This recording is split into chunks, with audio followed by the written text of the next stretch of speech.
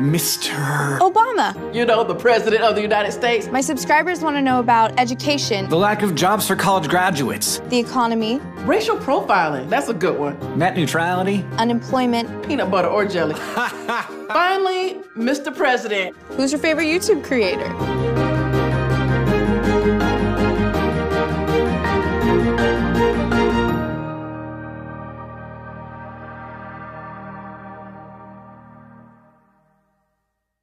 Hello everyone, my name is Steve Grove and I'm the director of the News Lab at Google, and it is my pleasure to welcome you to a YouTube interview with the President of the United States. Mr. President, thanks for having us here today. Great to see you, Steve. Thanks. We're really excited for this interview today. I should tell our viewers just what a YouTube interview is. Right. We've invited 3 top YouTube creators here to the White House today. We're in the East Room, and they have set up their own YouTube sets right here in the White House for a very special YouTube video with a very special guest, the President of the United States. Hey, great to see you, Hank. President Obama, Thank you so much for having me. thanks a lot for doing this. It's cool. I don't really feel on. like I'm having you. This is your house. Well, it's the people's house. This is, I'm actually leasing, and my lease runs out in 2 years. Oh my. Yeah, I hope to get my security deposit back. So, I feel like whenever a new weapons technology is developed, we spend 5 or 10 years sort of coming to understand the full implications of that new technology. And sometimes we look back at those initial years of its use as like we maybe misused or overused that technology. Are you at all worried that your administration is going to be seen as a time when drone strikes were a technology like we see as over or misused? Well, you know, basically drone technology came into its own right when I first came into office.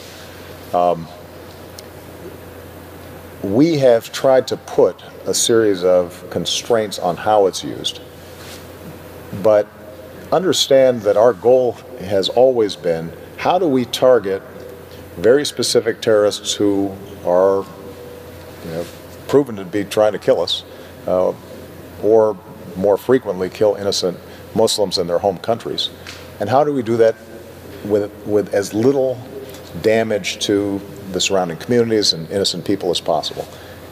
You know, part of what is really tough for me as Commander-in-Chief is the fact that any kind of war is damaging.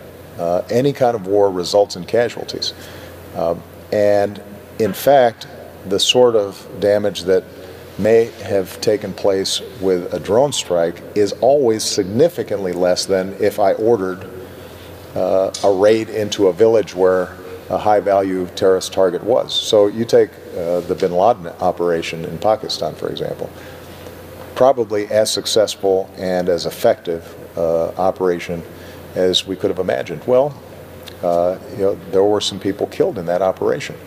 And the truth of the matter is that anytime we're going after terrorists who are embedded in communities, there are dangers there.